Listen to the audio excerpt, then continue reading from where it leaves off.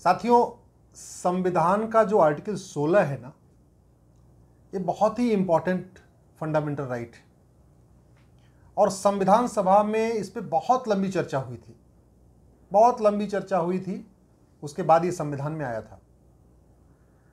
Article 16 के पहले अगर आप भारत के संविधान का प्रियम्बल देखें तो ये प्रियम्बल क्या कहता है? ये सरकार की ड्यूटी है और हम सब की भी ड्यूटी है, एक ऐसी व्यवस्था सुनिश्चित करें कि सबको सोशल इकोनॉमिक इक्वलिटी मिले, सामाजिक आर्थिक समानता आए और सोशल इकोनॉमिक जस्टिस हो, सामाजिक आर्थिक न्याय मिले, सबको समान अवसर मिले। तो नटसेल में ये कहें तो हमारे संविधान का जो मूल उद्देश्य है, समता, समानता, समरसता, ये इसका मूल उद्देश्य है। इसके लिए कट कर लोगे आप? ठीक। तो जो संविधान का मूल उद्देश्य है, समता, समानता, समरसता, इसको प्राप्त करने के लिए ही एक आर्टिकल 16 इसमें रखा गया। और 16 कहता है ये सरकार की ड्यूटी है, केंद्र सरकार की भी ड्यूटी, राज्य सरकार की भी ड्यूटी, कि वो सबको समान अवसर दे। आप जरा बहुत गौर से सोचिए, ध्यान से सोचिए, क्या इस देश में वर्तमान समय में सबको समान अवसर मिल रहा है? क्या नौकरियों में सबको समान अवसर मिल रहा है? क्या जो एंट्रेंस एग्जाम होते हैं सबको समान अवसर मिल रहा है? क्या आईएएस के एग्जाम में, रेलवे के एग्जाम में, बैंक के एग्जाम में, एनडीए, क्लैट, नीट, जितने भी एग्जाम होते हैं सबको इक्वल अपॉर्चुनिटी मिल रही है? मेरे हिसाब से तो नहीं मिल रही है। जो संविधान निर्माताओं की मंशा थी, जो संविधान निर्माता चाहते थे, उसके अनुसार व्यवस्था तो नहीं बनी। संविधान सभा में जब चर्चा हुई थी तो कहा गया था नौकरियों में भी और प्रतियोगी परीक्षाओं में भी सबको इक्वल अपॉर्चुनिटी देना, यह सरकार की ड्यूटी है। आज की डेट में क्या हो रखा है? आईएएस का एक एग्जाम होता है, एक पेपर आता है और पूरे देश के लिए कॉमन होता है। इंजीनियरिंग के लिए जो जेईई एग्जाम होता है, पेपर एक होता है सबके लिए। मेडिकल का एक एग्जाम होता है, नीट, पूरे देश में पेपर एक कॉमन होता है सबके लिए। आपका एनडीए का जो पेपर होता है सबके लिए कॉमन होता है। रेलवे का पेपर सबके लिए कॉमन होता है। बैंक का पेपर सबके लिए कॉमन होता है। और तो छोड़िए, टीचर्स के सिलेक्शन के लिए जो टीईटी होता है और सीटेट होता है, उसका पेपर भी सबके लिए कॉमन होता है। तो एग्जाम एक हो गया, एग्जाम का पेपर एक हो गया, जो पेपर आ रहा है उसका कंटेंट, उसका सिलेबस एक हो गया। लेकिन हमने बच्चों के साथ क्या कर दिया? सीबीएसई बोर्ड अलग कुछ पढ़ा रहा है, आईसीएसई बोर्ड अलग पढ़ा रहा है, यूपी बोर्ड अलग पढ़ा रहा है, बिहार बोर्ड अलग पढ़ा रहा है, बंगाल बोर्ड अलग पढ़ा रहा है, महाराष्ट्र और गुजरात बोर्ड अलग पढ़ा रहा है। तो जब हमारा पेपर एक है, उसका सिलेबस एक है, तो फिर हम बच्चों को अलग अलग क्यों पढ़ा रहे हैं? अल्टीमेटली बच्चे 10-12वीं करके उनको कोई ना कोई एग्जाम देना होता है। किसी को एनडीए देना है, किसी को बैंक देना है, किसी को रेलवे देना, किसी को इंजीनियरिंग में बैठना, किसी को मेडिकल में बैठना, हो सकता है कुछ लोग ग्रेजुएशन करने के बाद आईएएस भी बनना। लेकिन अल्टीमेटली पढ़ने के बाद घर तो नहीं बैठना, किसी का उद्देश्य नहीं होता घर बैठना। अल्टीमेटली सबका टारगेट होता है हमको एग्जाम देना है, कोई एंट्रेंस एग्जाम देना है, उसको कंप्लीट करना है। तो जब सरकारों ने एग्जाम एक कर दिया तो ये किताब अलग अलग क्यों? संविधान कहता है आर्टिकल 16, इस देश में इक्वल अपॉर्चुनिटी हो, समान अवसर मिले। और वो समान अवसर तब मिलेगा जब इस देश में यूनिफॉर्म सिलेबस होगा, यूनिफॉर्म करिकुलम होगा। इस देश में जब one nation one education board होगा, इस देश में जब वन नेशन वन सिलेबस होगा, तब जाके ये जो एग्जाम हो रहे हैं, railway, bank, IAS, IPS, NDA, CLAT, NEET, JEE, तब जाके सबको इक्वल अपॉर्चुनिटी मिलेगी। दुर्भाग्यवश हमने वन नेशन वन टैक्स तो कर लिया, बहुत सारी चीजें हमने नेशनल लेवल पे वन कर लिया, लेकिन एजुकेशन जो सबसे महत्वपूर्ण था उसमें हमने इक्वलिटी नहीं स्थापित किया, उसमें हमने यूनिफॉर्मिटी नहीं किया। लद्दाख का बच्चा अलग किताब पढ़ता है, लक्षद्वीप का बच्चा अलग किताब पढ़ रहा है, कच्छ का बच्चा अलग किताब पढ़ रहा है, कामरूप का बच्चा अलग किताब पढ़ रहा है। और ये लद्दाख लक्षद्वीप छोड़िए, दिल्ली में 20,000 रुपए जो महीने फीस देता है उसका बच्चा अलग किताब पढ़ रहा है। 10,000 रुपये जो फीस देता है उसका बच्चा अलग किताब पढ़ रहा है, 5,000 रुपये जो फीस देता है उसका बच्चा अलग किताब पढ़ रहा है, 2,000 वाले की अलग किताब पढ़ रहा है, सरकारी स्कूल में जाने वाला बिल्कुल ही अलग किताब पढ़ रहा है। आखिर मंत्री और संतरी के बच्चे की किताब अलग क्यों? क्लर्क और कलेक्टर के बच्चे की अलग किताब क्यों?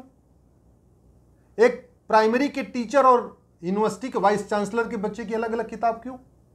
गरीब अमीर की अलग किताब क्यों? संविधान निर्माताओं की यह मंशा थोड़ी थी। और किताब अलग अलग है, फिर तो आप एक काम करो, पेपर भी अलग अलग करो।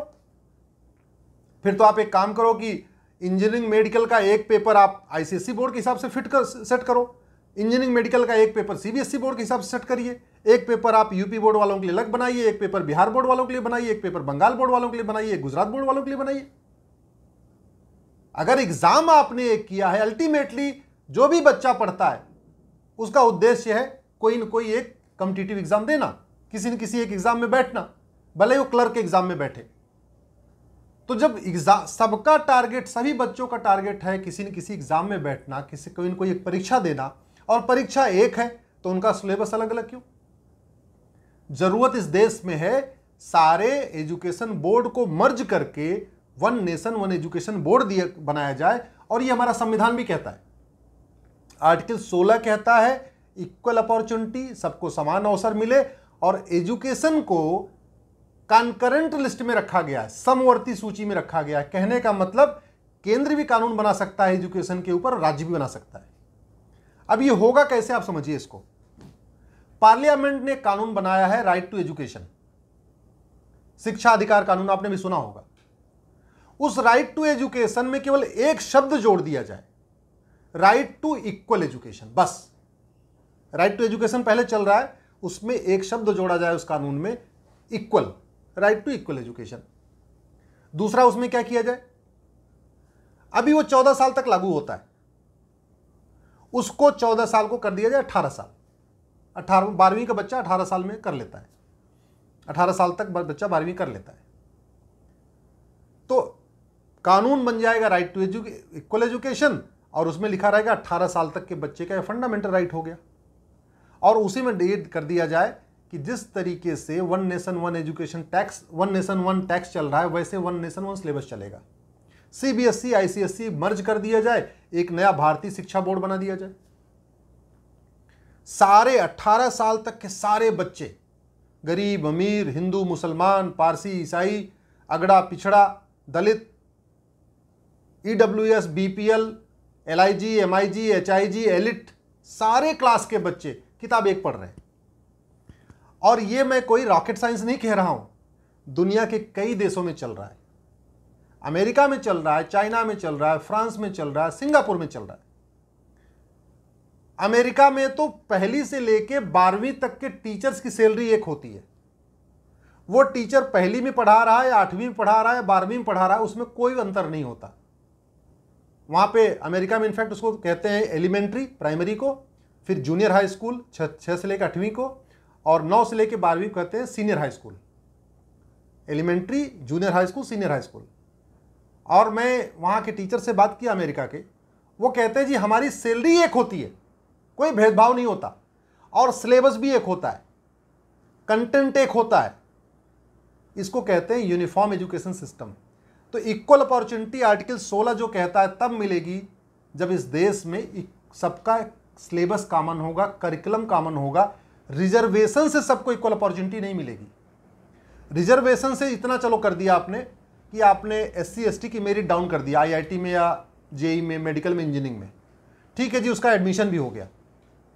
लेकिन एडमिशन होना तो पर्याप्त नहीं है, बाद में उसको पढ़ाई करना है। जब वो सेमेस्टर का एग्जाम देगा तो पहले सेमेस्टर में फेल हो जाएगा। क्यों? क्योंकि वो उस कैलिबर का नहीं था, वो बेचारा कुछ अलग पढ़ के आया था, गरीब था, दलित था, पिछड़ा था, सरकारी स्कूल में पढ़ के आया, अंग्रेजी उसने बहुत अच्छी नहीं पढ़ी, वो चीज़ें नहीं पढ़ी जो ज़रूरत थी, जो IIT में पढ़ाई जा रही, उसके हिसाब से उसका जो स्कूल में वो किताबें नहीं चली, तो फर्स्ट सेमेस्टर में उसका ड्रॉप आउट हो जाता है। आपने सुना होगा कितने सारे बेचारे जो रिजर्वेशन कोटे से जाते हैं, IIT के एग्ज़ाम, IIT जब वहाँ पे कोर्स करते हैं तो फर्स्ट सेमेस्टर सेकंड सेमेस्टर में फेल हो जाते हैं। उसका कारण क्या है? उन्होंने वो किताब पढ़ी नहीं ना। इसलिए मैं कह रहा हूँ कि सरकार और दुनिया में छोड़ दीजिए, हमारे देश में यूनिफॉर्म एजुकेशन सिस्टम है। जो केंद्रीय विद्यालय होता है वो पूरे देश में है, लद्दाख से लक्षद्वीप, कच्छ से कामरूप तक है, उसका सिलेबस एक होता है। जो केंद्रीय विद्यालय लद्दाख में है उसका बच्चा जो किताब पढ़ता है वही बच्चा कन्याकुमारी का बच्चा पढ़ता है। कच्छ के केंद्रीय विद्यालय में जो किताब चलती है वही कामरूप यानी असम में भी वही चलती है। तो पहली जरूरत यह है कि कम से कम प्रत्येक विधानसभा में एक केंद्रीय विद्यालय खोला जाए। हमने दुनिया भर की चीजें कर लिया लेकिन इस विषय में कभी सोचा ही नहीं है। मैंने सुप्रीम कोर्ट में पीआईएल भी फाइल किया था कि हर देश के प्रत्येक विधानसभा में एक केंद्रीय विद्यालय खोला जाए। दुर्भाग्यवश हमारे विधायक दुनिया भर की चीजों के लिए धरना प्रदर्शन करते हैं, छोटी छोटी बात पे सड़क जाम करके बैठ जाते हैं, लेकिन आपने कभी देखा नहीं होगा, आपके विधायक कभी केंद्रीय विद्यालय के लिए धरना प्रदर्शन नहीं किए होंगे। आप खुद भी इस चीज को महसूस करते होंगे कि आपके विधायक कभी भी केंद्रीय विद्यालय की मांग करने के लिए न कभी एचआरडी मिनिस्टर को चिट्ठी लिखेंगे, न कभी धरना करेंगे, न कभी सड़क जाम करेंगे, न कभी हंगामा करेंगे, न विधानसभा में ऐसी बातें करेंगे। क्यों? क्योंकि जब केंद्रीय विद्यालय आएगा तो जो प्राइवेट दुकानें चल रही हैं वो दुकानें कमजोर हो जाएंगी। चंदा उनको मिलता है एजुकेशन माफियाओं से। इस देश का एजुकेशन माफिया नहीं चाहता कि इस देश में one nation one education board हो। इस देश का कोचिंग माफिया नहीं चाहता कि वन नेशन वन सिलेबस लागू हो। पूरे देश में एक सिलेबस हो जाएगा तो ये जो कोचिंग की दुकानें चल रही हैं ये कोचिंग की दुकानें बंद हो जाएंगी, बहुत कम हो जाएंगी। और जो किताब माफिया है, जो 50 रुपए की किताब 800, 900, 500 रुपए में बेच रहा है, वो नहीं चाहता इस देश में सबके लिए एक किताब चले, सब हर जगह एनसीईआरटी की किताब चले। तो जो सबसे बड़ी बाधा है आर्टिकल 16 को एक्चुअल में भारत में लागू करने में, वो ये 3 माफिया हैं। एजुकेशन माफिया, स्कूल माफिया नहीं चाहता one nation one education board हो, सीबीएसई या आईसीएसई सब मर्ज हो जाए। कोचिंग माफिया नहीं चाहते इस देश में कॉमन सिलेबस, कॉमन करिकुलम हो जाए, गरीब अमीर, हिंदू मुसलमान, अगड़ा पिछड़ा, दलित, मध्यम वर्ग, उच्च वर्ग सबके बच्चे एक किताब पढ़ें।